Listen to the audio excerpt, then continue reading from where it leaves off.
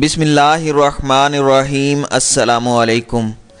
وزیر اعظم عمران خان اور ایرانی صدر حسن روحانی کے درمیان ٹیلی فونک رابطہ ہوا ہے۔ ایرانی خبر رساں ادارے ارنا کے مطابق عمران خان نے ایرانی صدر حسن روحانی کو یقین دہانی کرائی ہے کہ پاکستان جلد ہی ایران کو اچھی خبر دے گا۔ دونوں رہنماؤں نے 13 فروری کو ایرانی پاسداران انقلاب پر ہونے والے خودکش حملے کے حوالے سے بات کی۔ اس حملے کا الزام ایرانی حکام نے پاکستان میں مبینہ طور پر موجود دہشت گردوں پر عائد کیا ہے۔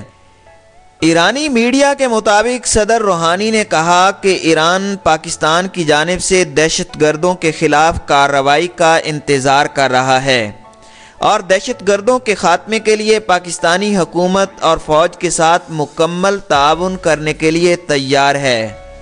ارنا کے بقول وزیر اعظم عمران خان نے اچھی خبر کی یقین دہانی کراتے ہوئے کہا کہ یہ پاکستان کے اپنے مفاد میں ہے کہ وہ اپنی سرزمین دہشت گردوں کو استعمال نہ کرنے دے۔ ایران کی جانب سے فراہم کردہ معلومات کی بنا پر پاک فوج دہشت گردوں کے خلاف فیصلہ کن کارروائی کے لیے تیار ہے۔ وزیر اعظم عمران خان نے ایرانی صدر کو پاک بھارت کشیدگی سے بھی آگاہ کیا۔ دونوں رہنماؤں نے دو طرفہ تعلقات کو مزید مضبوط بنانے کے عزم کا اظہار کیا۔ وزیر اعظم عمران خان کے مستقبل قریب میں دورہ ایران کے حوالے سے تبادلہ خیال کیا گیا۔ دونوں رہنماؤں نے اتفاق کیا کہ دونوں ممالک کے انٹیلیجنس اداروں میں تعاون ضروری ہے۔ ٹیلی فونک رابطے کے دوران دونوں رہنماؤں نے موجودہ صورتحال میں ایران کے کردار پر تبادلہ خیال کیا اور وزیر اعظم نے ایسی صورتحال میں برادر ممالک کے مثبت کردار پر زور دیا۔ وزیر اعظم نے کشمیری عوام کی اخلاقی حمایت کرنے پر ایرانی صدر کا شکریہ ادا کیا۔ ایرانی صدر حسن روحانی نے کہا کہ پاکستان اور ایران برادر اور پڑوسی ممالک ہیں جن کے عوام کے مابین تاریخی اور ثقافتی تعلقات ہیں۔ دونوں ممالک کا خطے میں قیام امن کے لیے کلیدی کردار ہے۔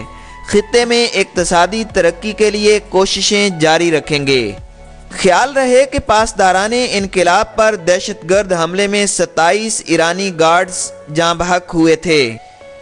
اسی حوالے سے دونوں رہنماؤں نے انسداد دہشت گردی کے لیے دونوں ملکوں کی انٹیلیجنس ایجنسیوں کے درمیان تعاون کی ضرورت پر اتفاق کیا۔ عمران خان اور حسن روحانی نے پاک بھارت کشیدگی سمیت خطے کی موجودہ صورتحال پر بھی بات چیت کی۔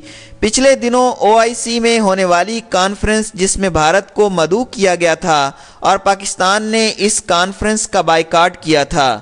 ایران نے بھی پاکستان کے حق میں اس کانفرنس کا بائیکاٹ کرتے ہوئے کانفرنس میں شمولیت سے انکار کیا تھا۔